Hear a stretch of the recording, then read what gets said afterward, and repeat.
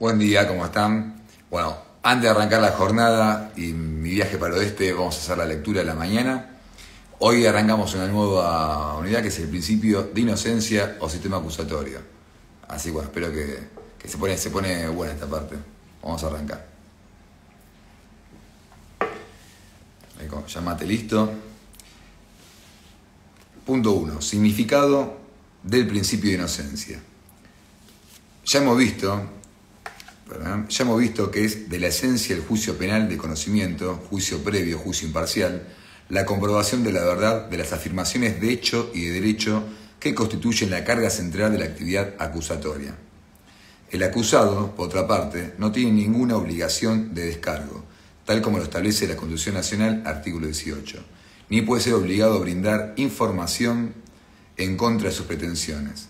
La carga que pesa sobre los acusadores y la inexistencia del deber de descargo o de informar por parte del imputado constituyen las dos caras de la moneda de un mismo principio, inocencia. A un proceso organizado bajo este principio rector lo denominamos sistema acusatorio, y su desarrollo es el cometido de toda la teoría del juicio de conocimiento. Como ya lo hemos analizado en el capítulo anterior, este principio se funda en la necesidad de construir un proceso penal que le imponga límites al poder penal, dado el temor al desborde punitivo, que se materializa en la posibilidad del castigo de un inocente o en todas las formas de criminalización. El temor a este abuso es lo que ha fundado la construcción histórica de este tipo de proceso, por oposición de las formas inquisitoriales, en las que la justicia penal era una maquinaria para imponer la ley regia, en definitiva, la voluntad del rey, aunque se disfrazara de la voluntad divina o derecho natural. Dado que la construcción histórica de los sistemas acusatorios modernos se hace en centra de la tradición inquisitorial, la tortura y la obligación del imputado de probar su inocencia, obligación de responder cargos formales, solemos decir que el sistema acusatorio moderno se funda en el principio de inocencia. Como vemos, quedan muchos rezagos todavía, ¿no? Porque esto de que todavía no se debería probar el principio de inocencia, pero sabemos que en una defensa activa eso hoy prevalece en algunas cuestiones. Bueno, es un tema aparte. Por ello no es correcto, o por lo menos no es preciso, dado que el principio de inocencia es la consecuencia, el fundamento, que es el temor al abuso. Lo primero es el miedo al abuso, por eso se organiza el proceso de determinada manera. El fundamento es el que hemos señalado en el capítulo anterior, y la consecuencia es la inexistencia de una obligación o forzamiento al acusado de que se brinde pruebas de su inocencia. Esta ausencia de cargas centrales sobre el imputado es la consecuencia del temor al abuso del poder punitivo, no su fundamento. Tampoco el llamado principio de inocencia constituye una garantía en particular, ya que todas las garantías tendrán su desarrollo a partir de las ideas de cargas del acusador. Se trata, en definitiva, de un nombre equivalente al sistema acusatorio. Dado que en la terminología actual la idea del principio de inocencia tiene su lugar ya adquirido y por otra parte la tendencia a construir cargas sobre el imputado, presunciones en contra, es una tendencia siempre existente. Seguimos utilizando la idea de este principio. Pero sabiendo que hablar de principio de inocencia es lo mismo que hablar de sistema acusatorio, o que decir que un sistema procesal se funda en el principio de inocencia es lo mismo que decir que los acusadores, y solo ellos, tienen la obligación de demostrar la verdad de sus afirmaciones, es decir, reglas acusatorias. En este sentido, principio de inocencia y sistema acusatorio son frases equivalentes. Esta va a ser la idea central de este capítulo y de la obra, ¿no? Del libro. Que cuando hablamos de sistema acusatorio adversarial, sistema acusatorio, vamos a hablar del principio de inocencia. Y eso lo rebota en la obligación del acusador en probar los hechos que se están diciendo. Después, en la práctica están las situaciones, hay delitos que como no cumplen con esta regla, ¿no? Y ante las presunciones o garantías también hay por parte de las víctimas, como en el tema de violencia de género o delito contra la integridad sexual, esto a veces se toman decisiones en base a eso que supera esta parte, ¿no? Y uno tiene que probar la inocencia. Eso es una realidad. Por lo menos en la primera instancia, ¿no? Que uno tiene que estar en la libertad, sobre todo antes de una condena. Vamos a seguir leyendo porque si me pongo a analizar cada punto que vamos a leer no terminamos más. Punto 2. Es tradicional sostener que este diseño del proceso postula la presunción de inocencia del imputado hasta prueba en contrario, sancionada por la sentencia definitiva de condena. Se trataría de una consecuencia lógica de los fines racionales del proceso. En consecuencia, sí es verdad que los derechos de los ciudadanos están amenazados no solo por los delitos, sino también por las penas arbitrarias. La presunción de inocencia no es solo una garantía de libertad y de verdad, sino también una garantía de seguridad o, si se quiere, de defensa social. De esa seguridad específica ofrecida por el Estado de Derecho y que se expresa en la confianza de los ciudadanos en la justicia. Y de esa específica defensa que se ofrece a estos frente al arbitrio punitivo. Que esta confianza en la justicia muchas veces se encuentra un poco como en duda, ¿no? Por parte de la sociedad. Y es ahí cuando también tenemos que poner los ojos más atentos a que ese clamor no vulnere ni sobrepase todo esto. En más o menos, esa formulación corresponde a la visión tradicional de este tema y a las frases que utilizamos para referirnos a él. Esta formulación es tributaria del enfoque propio de la Ilustración y demostrativo de que su modelo de justicia penal no era algo pensado en abstracto, sino una concreta oposición a la Inquisición, sus tradiciones y prácticas. En esta dimensión pragmática, donde el concepto de la presunción de inocencia, si bien es impreciso y hasta incorrecto, adquiere su mayor fuerza y por ello es inconveniente postular su abandono. Hasta el día de hoy, la idea de presunción de inocencia sigue cumpliendo las mismas funciones históricas, que consisten en frenar todos los intentos de debilitar las cargas sobre los acusadores y generar presunciones en contra del imputado. No es la precisión conceptual lo que le brinda fortaleza, sino su dimensión histórica, de herramienta concreta de lucha contra la Inquisición. Esto de Mayer, 2002. Por eso siempre reitero y se dice que cuando se ponga en duda el sistema de garantías o cuando hay situaciones que generan un poco de clamor y enojo social y demás, que hasta los mismos administradores de justicia a veces no puede cuestionar esto, no tenemos que olvidar esto, ¿no? La razón de ser, que es la historia nuestra, ahí viene Yana, dice que Leo se me sienta al lado de esta. La historia nuestra es la historia mundial, que siempre sabemos que el poder en forma deliberada, sin frenos, sin garantías, hace atrocidades y no se puede negar. Seguimos. 3. Como ocurre con todas las instituciones propias de la justicia penal, la justicia de su desarrollo es larga y rica. En este caso ya encontraremos en el derecho romano huellas de su uso, aunque el sistema de distribución de la carga de prueba y la existencia de presunciones no tenía la rigidez que hoy consideramos indispensables en el proceso penal de conocimiento. Petit, 1965, y que el derecho romano es consecuencia de la interminación entre procesos civiles y penales. Se puede decir que el principio general, lleno de excepciones, es el formulado por Paulo, según el cual la prueba incumbe a aquel que afirma algo, no al que la niega. Álvarez Suárez, 1955. Pero esa regla lógica, propia de la regla de juicio propia de los romanos, no se puede extraer un sentido tan fuerte políticamente como ha sido hoy. Como ha sido y es hoy la presunción de inocencia.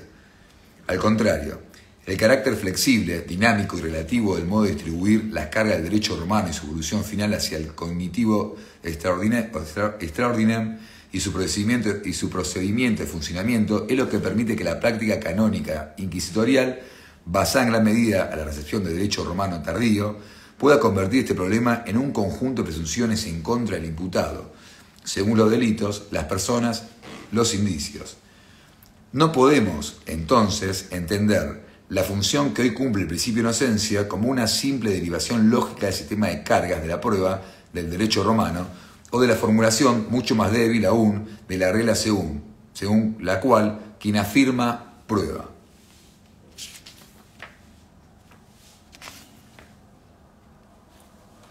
Otro punto dice, la flexibilidad de las reglas de carga permitió que se desarrollara un complejo juego de presunciones en contra del imputado, propias del modelo inquisitorial. En algunos casos, presunciones absolutas y en otras, presunciones que permitían la prueba en contrario. Esto es, invertían la carga probatoria, la carga de la prueba. criticando el uso de hace algunas décadas, práctica que todavía se puede encontrar en nuestros tribunales, sobre las presunciones de dolo.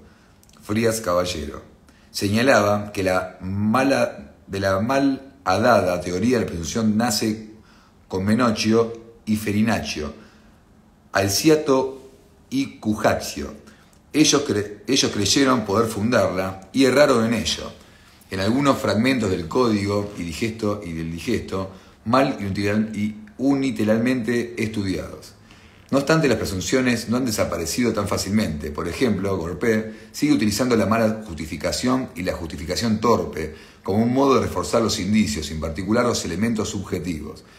Es interesante el caso que transcribe Gorpé de Gros, en el que la mala explicación que dio el imputado sobre una mancha que no tenía nada que ver con el hecho permitió considerarlo sospechoso y luego condenarlo.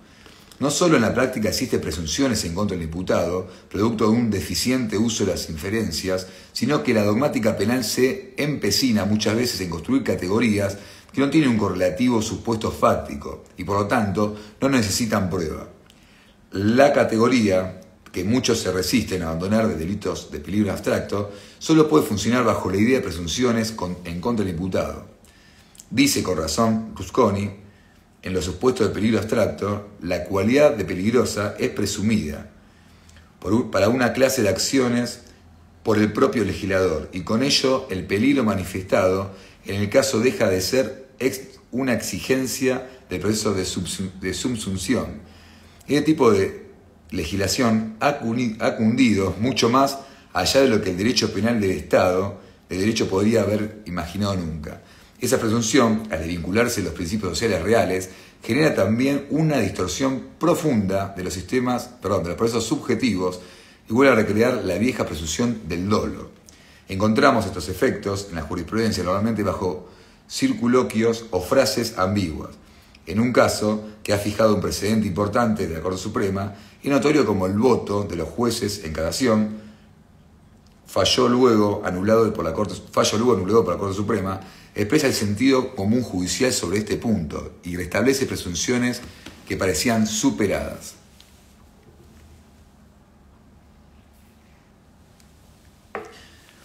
Dice así, el extracto del fallo.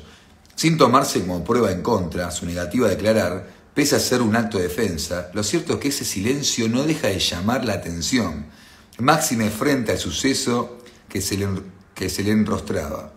No pudo deberse a su deterioro de estado de salud, porque la voluntad de hablar para defenderse es inegénita al ser humano. En efecto, por experiencia se conocen situaciones en las que aún con el mismo aliento de vida el inocente cuenta lo sucedido, silencio que solo duró un mes, al término del cual se avino a declarar y brindó una versión de lo sucedido, con datos inasequibles. Véase el análisis de este caso y otros similares en Carabajal 2018. Dicho de modo directo, el imputado se negó a declarar cuando los inocentes cuentan con lo sucedido.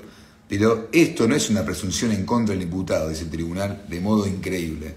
Vemos, pues, que las presunciones se convierten en máxima de la experiencia, o dicho con terminología actual, en estándares de valoración de la prueba que esconde presunciones inconstitucionales. El tema de la presunción de inocencia hay que estudiarlo en particular en los métodos de análisis de la prueba porque allí se esconde la tradición inquisitorial. Qué bueno este ejemplo, ¿no?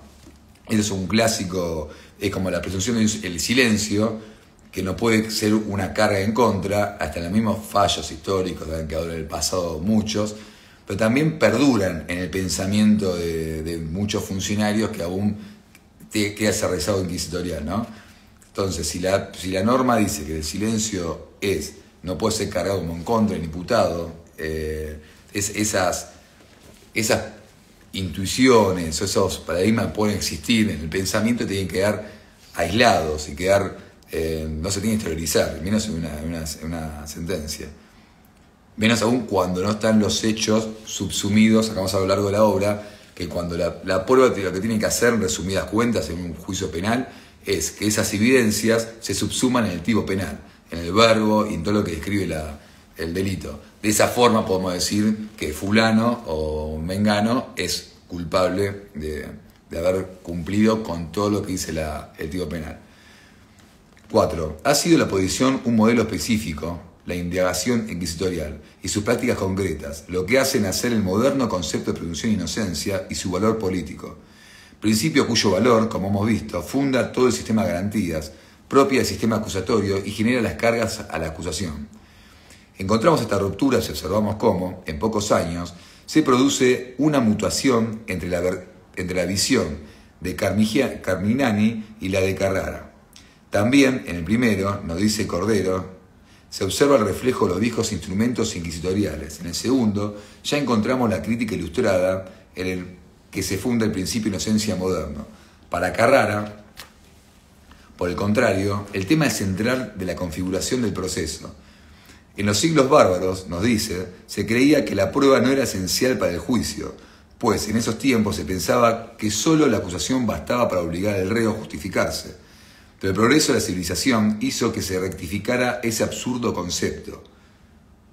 Sin embargo, algunos lo reproducen ahora, sin darse cuenta de ello, al objetar al reo que no se ha justificado suficiente ante la acusación. Y esto resulta porque los errores antiguos dejan en pos, desgraciadamente, huellas de su paso, aunque no sea más que el lenguaje que tanto ayuda a extraviar las ideas. De ahí que esas huellas, aun cuando apenas se perciban, no dejan de ser perniciosas. El acusado no tiene obligación de justificarse de nada, porque la culpabilidad, a pesar de que la acusación la presente en forma de teorema, aunque para el reo lo sea, siempre será un problema para los demás. El reo, al negar, rechaza de modo suficiente la acusación y no le incumbe otro deber mientras el acusador no presente pruebas. Con mayor precisión aún, frente a esta sospecha se alza en favor del acusado la presunción de inocencia que asiste a todo ciudadano. Esta presunción se toma de la ciencia penal, que de ella ha hecho su bandera, para ponerla al acusador y al investigador, no con el fin de detener sus actividades o en su legítimo curso, sino con el objeto de restringir su acción, encadenándola a una serie de preceptos que se sirvan de freno de arbitrio, de obstáculo al error y por consiguiente de protección a aquel individuo. Bien aclarar eso, ¿no? Todas estas barreras y las presunciones no es para complicar a la sociedad, si bien el fiscal tiene esta representación del pueblo, es lo que lo representa, es el interés del pueblo, no existen para beneficiar a un sector que hace un mal a la sociedad, sino que existe justamente para limitar y frenar este error a que un inocente pueda ser condenado o acusado. Y que está a pesar que estamos avanzados, un tema acusatorio adversarial, que han quedado muchas cosas en el pasado, entonces esto sigue existiendo, porque, a ver, el fiscal, que en su legítimo actuar, la acusación, la prueba, está habilitado a colocarse una condena o una pena una pena lícita a esa persona, nadie está negando eso, ¿no? ¿Dónde dejé? El reo de rechazo, con mayor presunción aún, frente a esta sospecha, se alza a favor del acusado la presunción de inocencia que asiste a todo ciudadano, y esta presunción se torna en la ciencia penal, ya lo leí, acá dejé. Y aún agrega mayor claridad porque no alcanza solamente con las reglas de racionalidad que impone la ciencia del derecho penal, sino que aquí la ciencia dice lo contrario, y con frente levanta y afirma: protejo a este hombre porque es inocente, y como tal lo proclamo mientras no hayáis probado su culpabilidad. Y esta culpabilidad debéis probarla en los modos y con las formalidades que yo os prescribo, y que vosotros debéis respetar, porque también proceden de dogmas racionales absolutos. Carrara es, sin duda, tributario del pensamiento ilustrado, pero supera en claridad y contundencia política, ya que no solo Carminani, sino Filangieri y el mismo Beccaria no lograron expresar con tanta contundencia el valor político de la presunción de inocencia y sus alcances para la configuración de todo el proceso penal. Ferraioli, 1995, notas 17 y 19. Las formulaciones carrarianas realizadas hacia 1875, expresan ya con toda contundencia y plenitud el sentido político de la presunción de inocencia. Pero en la misma época en la que la fórmula alcanza su mejor predicción y se convierte en todo programa político de reforma, comienzan las críticas. Mancini, un procesalista retrógrado, a quien Cordero califica de penalista casuista y hombre de orden, rabiosamente partidario de la tradición inquisitorial italiana, rompe el tratamiento de este tema con una proclama terrible. La pseudodemocracia de tipo francés, superficial, gárrula, y confusionista en todo, ha cometido también aquí el desacierto de enturbiar los conceptos afirmados de que la finalidad del proceso penal es principalmente la de tutelar la inocencia. Según Mancini, la protección de los ciudadanos frente al error y la arbitrariedad no se encuentra en el nivel de fundamento político, sino en la característica de los instrumentos que utiliza el proceso penal, pero esa función constituye una parte esencial, pero no la más característica, ni siquiera la prevalente. Y Mancini se aprovecha de las debilidades del concepto del principio, ya que no es cierto que el proceso penal certifique siempre la inocencia, sino afirma la culpabilidad. ¿Está bien? Pero acá también, superando todas estas barreras del principio de inocencia y del sistema acusatorio, nada mejor que determinar una culpabilidad exacta, sin errores. Entonces, hasta justifica mirándolo a la parte contraria, lo que quieren ver algunos que dicen que el sistema acusatorio de garantías puede perjudicar a esta búsqueda de verdad. Al contrario, superando eso, digamos, tenemos una exigencia probatoria de que el culpable es culpable. Es claro que el tema no es la inocencia y que, como hemos visto, la formulación de presunción de inocencia es equívoca, aunque sigamos manteniéndola por razones de utilidad política. En el proceso penal está en juego exclusivamente la declaración de culpabilidad y, de modo más concreto aún, la admisibilidad de la acusación, y no la dualidad inocencia-culpabilidad, así como tampoco respecto a la totalidad de los ciudadanos se pueden predicar una inocencia, que solo tiene sentido como concepto cuando existe una imputación. Pero por fuera de estas cuestiones verbales, todos sabemos, en última instancia, que lo que está en juego no es un juego conceptual sobre la verdad, sino una definición política que gira alrededor de los límites del poder punitivo. Mancini se aprovecha de la ambigüedad sistemática para sostener una clara posición política. Si es erróneo, por tanto, el criterio de que las normas procesales penales estén esencialmente dirigidas a la tutela de inocencia, más inexacta es aún la opinión de que el procedimiento penal valga, más aún milite, que se dice en la jerga forense, a favor del imputado una presunción de inocencia, porque en ese mismo imputado, ese mismo imputado deberá ser considerado como inocente mientras no haya mediado la sentencia irrevocable de condena. Esto es de 1951. Con palabras directas que muchos jueces y autoridades quisieran repetir, pero no se atreven, aunque lo sostengan luego de las prácticas, consideran esa presunción como algo burdamente paradójico e irracional. Y esto consta, y muchos no lo dicen, pero así lo piensan. Y luego lanza un famoso desafío. Y entonces, ¿por qué no se aplica el principio de todas sus lógicas consecuencias? ¿Por qué no abolir la prisión preventiva? Esta pregunta va en contra, ¿no? Porque si hay tanta presunción de inocencia hasta que una condena diga lo contrario, ¿para qué existe la prisión preventiva? A los que mantienen también el sistema acusatorio con la prisión preventiva. Dice, la conclusión de Mancini es que ni la defensa, ni la carga de la prueba, ni la situación real del imputado, ni ningún derecho necesita ser fundado en una idea como la presunción de inocencia, por más que reconozcamos que existe un interés público en preservar la libertad individual. Una posición radicalmente opuesta es la de Carrara, para quien, como hemos visto, todo el conjunto de derechos del imputado se funda en el principio de inocencia, que constituye todo un programa político alrededor del proceso penal. Punto 6. Mayor virulencia desarrollaron los miembros de la escuela positiva, en claro combate con Carrara, o la escuela clásica. Garófalo, con palabras que podrían estar en boca de muchos divulgadores del populismo punitivista, nos dice: en los capítulos anteriores hemos demostrado por qué el modo de la teoría y de la jurisprudencia dominantes parecen haberse impuesto la misión de proteger al delincuente contra la sociedad, en lugar de lo contrario. Pero tal vez no sabe aún el lector que esta protección tiene su expresión más alta en una ley del Estado, que es la que regula la instrucción y los juicios criminales. Esta ley es precisamente la que se trata de hacer más difícil la aplicación de las sanciones establecidas por el Código Penal y de indicar al delincuente los medios de liberarse de ellas o de retrasar de una manera indefinida su ejecución. 1912. Qué loco, ¿no? Como el tiempo...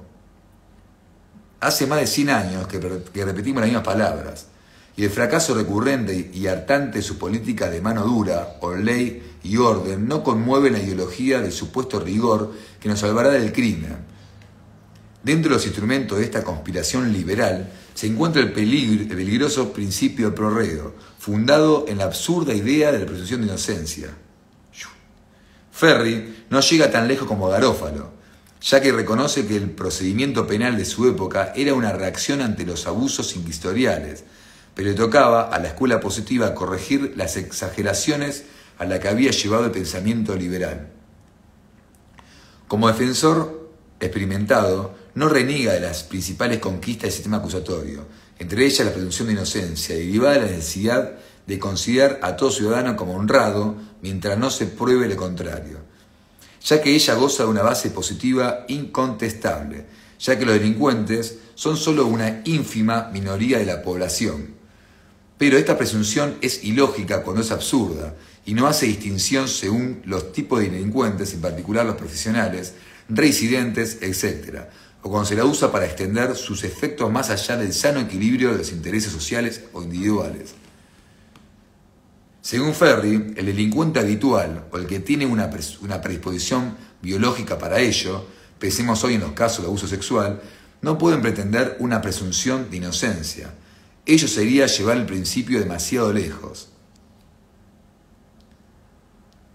Bien, ahí yo en esto también tengo mi pensamiento, ¿no? Lo que tiene que ver el tratamiento con la reincidencia o con ciertos delitos que no se puede tampoco castigar al autor, ¿no? Por lo que, como de presumir en contra de imputados. Pero sí creo que en la determinación del que tiene la forma habitual, y esto, bueno, puede haber un tratamiento, no digo sanciones ni castigos más severos, sino una forma de tratar distinto. Que bueno, el sistema carcelario, el sistema penitenciario tampoco puede cumplir ese rol, seamos sinceros, y las políticas públicas tampoco están interesadas, porque tampoco el pueblo estaría interesado. Como siempre, por ejemplo, imaginémonos en campaña, que estamos tan en auge con todo esto, que salga uno de los postulantes a decir que va a invertir y mejorar las situaciones carcelarias para que tengan la mejor residencia social los presos. Creo que no ayudaría mucho a su campaña política. Avanzamos. 7. Paradójicamente, este debate no se encuentra finalizado aún en la dimensión política, que es la más importante. Sin embargo, nuestro bloque de constitucionalidad ya ha tomado decisiones normativas fundamentales respecto a ello. Todo el artículo 18 de nuestra Constitución Nacional presupone el principio de inocencia, por más que no tenga una declaración expresa, y la Convención Americana de Derechos Humanos ya tiene una fórmula genérica, al estilo de la Declaración de los Derechos del Hombre y del Ciudadano, que dice: toda persona inculpada de un delito tiene derecho a que se presuma su inocencia mientras no se establezca legalmente su culpabilidad. Artículo 8.2, no tanto que lo vemos en los fundamentos, ese artículo. Vamos a ir leyendo varios. Para el pensamiento jurídico no puede haber dudas, pues, sobre la vigencia e importancia de la presunción de inocencia y las presunciones que se derivan de ella, por más costos sociales que, muchas veces, no por el principio, sino por la ineficacia burocrática, deba pagarse para sostener este principio de protección, cuya naturaleza histórica ya hemos destacado. Excelente este punto. Acá también, ¿no? Muchas veces lo que el enojo social que puede haber con la presunción de inocencia, que está mal, tiene que ver más que nada con un sistema que no da abasto y que hay que mejorar, ¿no? Que a veces el sistema cuesta seguir la línea de lo que dice este principio de inocencia. Y también muchas veces no funciona con el pensamiento de muchas prácticas judiciales, procesales, que se van cambiando y se van actualizando, pero que todavía existen. Desde ya yo te pongo el ejemplo de, ayer debatíamos con un grupo de amigos y decía, cuando yo sea juez, voy a estar, desde el momento sea juez, lo que me toca un cargo, funciona así que lo elijo, por ejemplo, voy a estar en la mesa de entradas, en cada sector, digamos, viendo tratando sería ideal, ¿no? Imaginemos un juez que si hace la función, no va a estar todo el día en mesa de entradas ayudando al personal, pero tiene que estar presente y ser parte de un sistema, ¿no? Esa cosa vertiginosa que hoy se sigue usando y de ponerlo allá arriba, endiosarlo como si fuese una categoría humana más perfecta que el resto. Pero bueno, vamos a seguir leyendo porque me cebo. El sistema acusatorio o un sistema procesal basado en el principio o presunción de inocencia es jurídicamente indiscutible, tal como lo hemos señalado reiteradamente en esta obra. Así lo ha entendido nuestra Corte Suprema en el caso Carrera, fallos 339, 1493, 2016, al señalar respecto al artículo 18 de la Constitución Nacional que cuando ese artículo dispone categóricamente que ningún habitante de la nación será penado sin juicio previo, establece el juicio de que toda persona debe ser considerada y tratada como inocente de los delitos que se le imputan hasta que en un juicio respetuoso del debido proceso se muestre lo contrario mediante una sentencia firme. Esto cita el fallo Napoli. A ello se agrega lo establecido por el artículo 8.2 de la Convención Americana de Derechos Humanos, incorporado por la Convención Nacional por el artículo 75, inciso 2, con la máxima jerarquía normativa que expresamente establece que toda persona inculpada de delito tiene derecho a que se presuma su inocencia mientras no se establezca legalmente su culpabilidad. En una formulación equivalente, el artículo 14.2 del Pacto Internacional de Derechos Civiles y Penales, que cuenta con la misma jerarquía, determina que toda persona acusada de un delito tiene derecho a que se presuma su inocencia mientras no se pruebe su culpabilidad conforme a la ley. El caso Carrera no deja margen para la duda sobre lo dicho por nuestro bloque de constitucionalidad y la interpretación judicial. La Corte ha utilizado este principio para fundar distintas soluciones. Ha utilizado indistintamente la fórmula principio, estado o presunción, según los votos, pero sin realizar ninguna distinción significativa que impacte en las consecuencias del mismo principio llamado de diversas maneras, siguiendo en esto a la doctrina nacional. No ha sido tan clara nuestra Corte en identificar sistema acusatorio con sistema procesal basado en el principio de inocencia, pero en sus fallos ha extraído todas las consecuencias que moldean al modelo constitucional del proceso penal. Acá falta un punto. Las referencias directas al sistema acusatorio se vuelven más explícitas en el caso Casal, que ya hemos analizado, en el tomo 3 que no leímos, y en el que la Corte reconoce de un modo llamativo la permisividad de la jurisprudencia respecto del mantenimiento histórico de sistemas no acordes a la Constitución Nacional, cuya reforma no fue encarada oportunamente por los legisladores.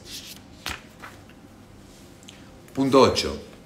Por otra parte, la Corte Interamericana de Derechos Humanos también ha sido precisa de sostener la importancia de este principio en el caso Segarra Marín versus Perú, del 15 de febrero de 2017. Señala, 2 puntos.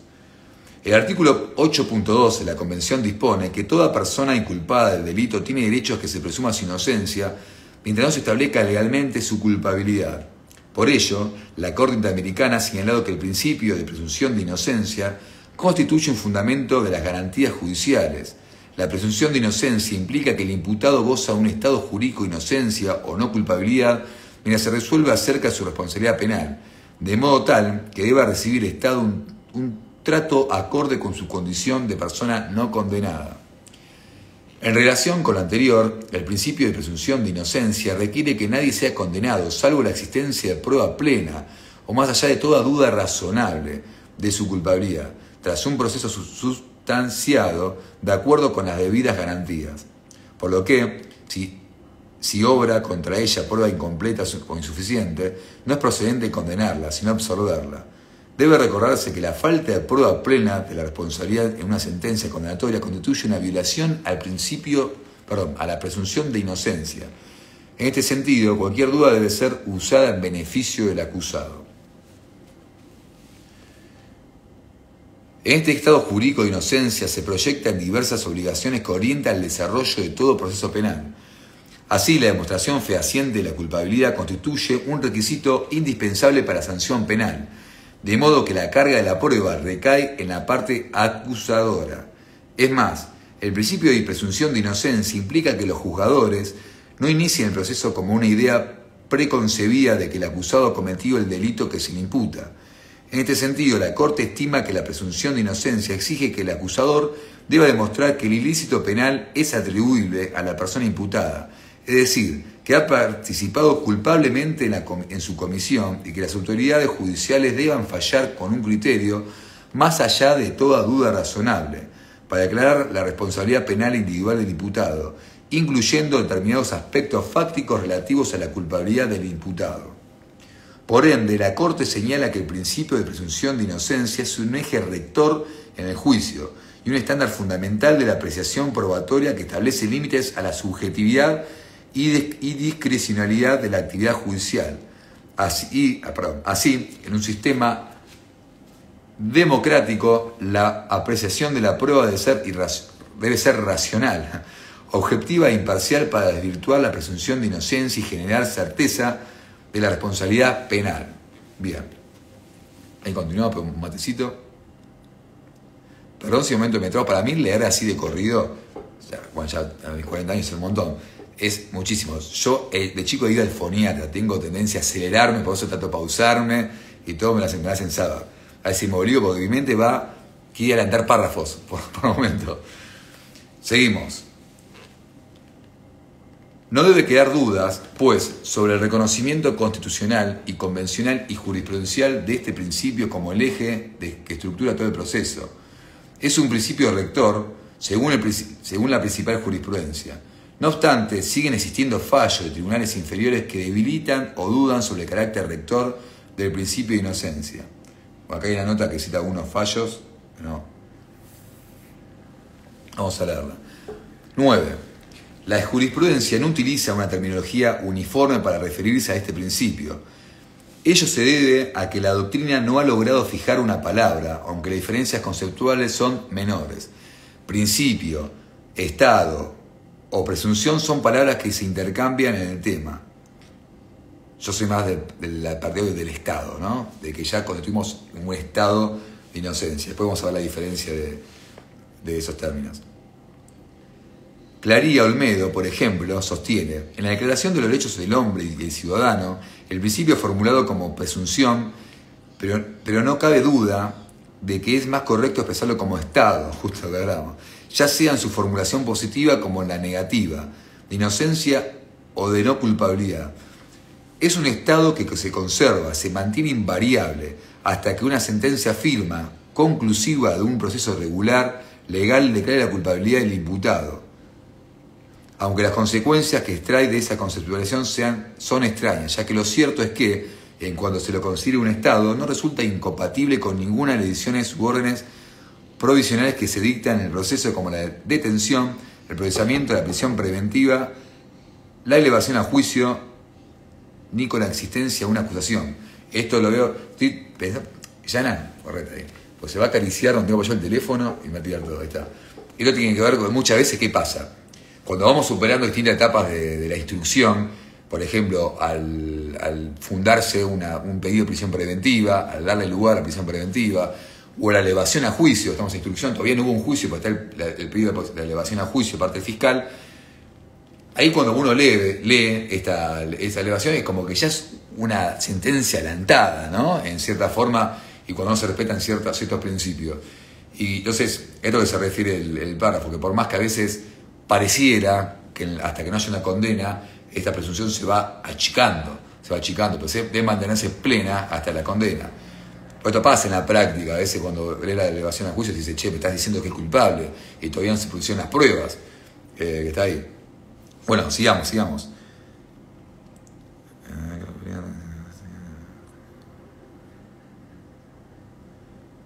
No sé dónde dejé. Ahí está. Es un estado que se conserva, se mantiene invariable, eso ya lo leímos, ya que lo cierto es que en cuanto se lo considere un estado no resulta incompatible con ninguna de las decisiones u órdenes provisionales que se dictan en el proceso, como la detención, procesamiento, ya lo leímos, ni con la existencia de una acusación. Ahora sí, acá la hemos dejado, perdón. Pareciera, pues, que el uso de la palabra Estado permitiría una relativización de la fuerza del principio, aunque otros autores llegan a la misma conclusión manteniendo las otras palabras. En realidad, hay una intención de evadir las críticas de Mancini, quien, recordemos, señalaba que el proceso penal se funda, en realidad, en sucesivas y progresivas condiciones de sospecha. Según Claría Olmedo, todos esos grados de sospecha pueden convivir con un estado de inocencia. Pero esta sospecha, traducida con los hechos como presunción de culpabilidad, no de inocencia, no pueden afectar al principio en cuanto se lo entienda objetivamente como el estado jurídico, resistente a toda declaración que no sea de certeza. No queda muy claro en qué consiste un estado jurídico que pueda convivir con sospechas que son siempre méritos objetivos de la posibilidad. De la Rúa reconoce el problema terminológico y señala que al seguir los autores inadvertidamente a la Declaración de los Derechos del Hombre y Ciudadano, que habla de la presunción, han permitido que otros negaran ese principio, se refiere a Mancini, Ferri y Garofalo, equivocando así una cuestión terminológica con el fondo de un problema trascendental. El uso de la palabra Estado de inocencia lo priva a Mancini de algunos trucos retóricos, pero no implica nada de fondo.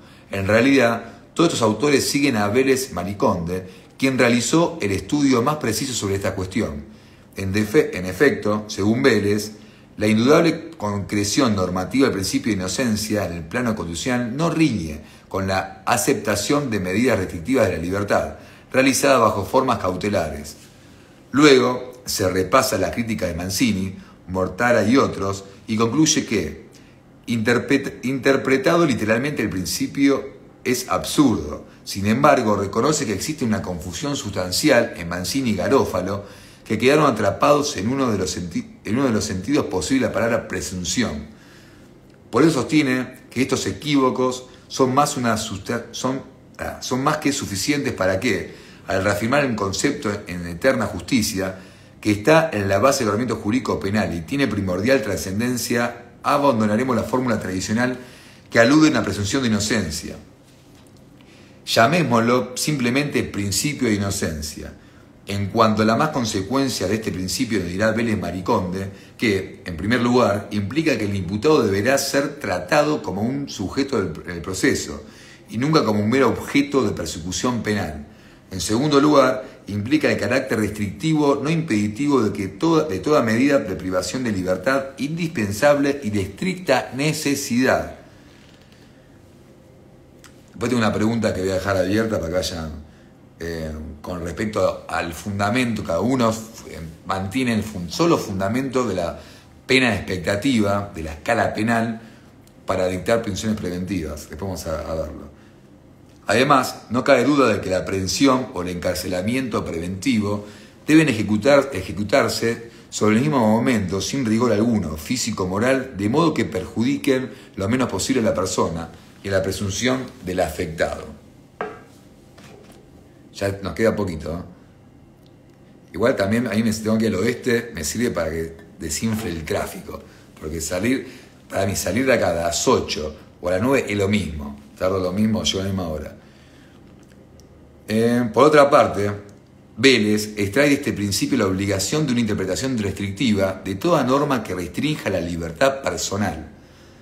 Hasta aquí vemos como Vélez Mariconde le asigna un papel rector al principio de inocencia y salva las cuestiones semánticas proponiendo el abandono de la idea de presunción y sosteniendo que se trata de un estado jurídico de inocencia.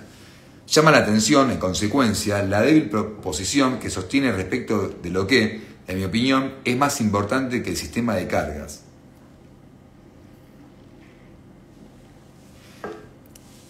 En el proceso civil... me perdí. Acá está.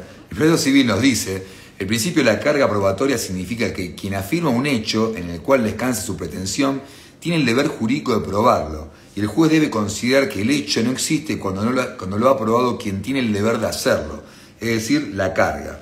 Pero luego afirma de un modo sorprendente: en lo penal, esta doctrina fue antiguamente afirmada, lo mismo que en lo civil, pero después fue decayendo poco a poco hasta ser abandonada. En la actualidad, salvo alguna extraña expresión, Messina, impera el criterio de que en el proceso penal no puede tener la aplicación la doctrina de la carga probatoria. Insólita conclusión, luego de todo el valor del que le vino otorgando al principio de inocencia. Es cierto que reconoce que el imputado no tiene ningún deber de probar, pero ello no se deriva que le corresponda la carga al acusador. Incluso cuando interpreta la fórmula del antiguo Código Procesal Penal de la Nación Federal, que expresamente decía: en todos los casos incumbe a la acusación la prueba de los hechos para justificar la criminalidad del procesado. Sostiene que esa disposición significa que en ningún caso incumbe al imputado la prueba de los hechos que pueda justificar su inocencia. Es decir, no hay carga de la prueba ni para el imputado ni para el acusador, solo el deber del juez de averiguar la verdad de lo ocurrido. Pura tradición inquisitorial de la indagación.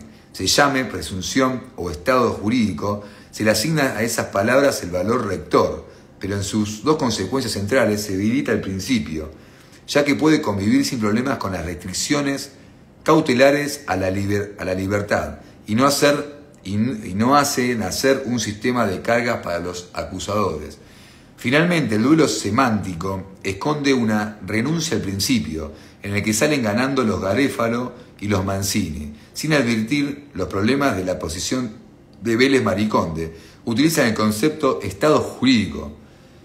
Vázquez Rossi o Rubianes, entre otros. Núñez utiliza una expresión mejor, ya que dice que no puede ser considerado culpable, y cita a Filemón Posé, quien usaba una frase que se ha perdido: frente al derecho continúa en posesión de su buena fe, de su probidad y de su inocencia. Núñez, 1986. Punto 10. Y es el último. Ya estamos. Otro sector de la doctrina ha utilizado con mayor soltura la palabra presunción, y ha sido Mayer, 2002, que con toda precisión ha diferenciado el concepto como principio rector de sus consecuencias más específicas, la que implica el tratamiento como inocente, del cual nos habla la Corte Interamericana de Derechos Humanos. Según Mayer, la ley fundamental impide que se trate como un culpable a la persona a quien se le atribuye el hecho punible. No dice que presumir inocente, reputar inocente o no considerar culpable significa exactamente lo mismo. Al mismo tiempo, estas declaraciones formales mentan el mismo principio que emerge la exigencia de un juicio previo. De tal manera, el principio estudiado quiere solo significar de que toda persona debe ser tratada como inocente. Desde este punto de vista, es lícito afirmar que el imputado goza de la misma situación jurídica que un inocente. Así las cosas, pareciera que existe coincidencia en hablar del principio cuando hacemos referencia a su valor político, a su aparición histórica, a su función como rector de todo sistema procesal penal de conocimiento. Cuando ese principio se traslada a su operatividad dentro del juego de la justicia penal, ya se utiliza la palabra presunción, y quienes quieran evadir a Mancini siguen a Vélez Mariconde con el uso Estado. Ya hemos destacado que el único sentido preciso es el de principio de inocencia y que debe ser usado en el sentido de un sistema procesal basado en el principio de inocencia, con lo cual se asemeja a la idea de sistema acusatorio. Todo el sistema de garantías, como la carga procesal, es una derivación de este principio y no solo parte de ellas, como el principio indubio pro reo. Mayer, 2002. Es el sentido de su carácter rector. Ya veremos cómo del principio de contradicción surge un conjunto de obligaciones respecto al imputado que debe ser tratado como inocente, es decir, como no penado, en sentido de restricciones concretas, hasta la imposición de la pena. Y como en las reglas de comprobación, la duda juega a favor del imputado, tanto en la justificación de las verdades fácticas como el proceso de subsunción. Pero a lo largo de la vida práctica del proceso penal, los defensores se ven en la necesidad de alegar continuamente que el acusador evade o distorsiona las cargas impuestas, y ello lo hacen utilizando el principio de inocencia. Para sostener este uso, que no debemos subestimar, es que considero preferible la frase presunción de inocencia. La idea de presunción marca con mayor claridad que el acusador está obligado, por ese principio que debe hacer algo para superar esta exigencia y en este sentido, como herramienta concreta de defensa, esa formación es mucho más potente que la idea de Estado. Bueno, yo ahí tengo mi pensamiento. Igual entiendo que la parte práctica, llamar estado o presunción, pues yo el Estado lo tomo como un estado, por ejemplo, el estado líquido de una cosa. Si sigue estando líquido, se puede discutir, salvo que se frise y cambie ese estado. Entonces, el estado de inocencia, salvo que se puedan probar y atravesar todas estas murallas constitucionales, ahí va a tomar otro estado de culpabilidad.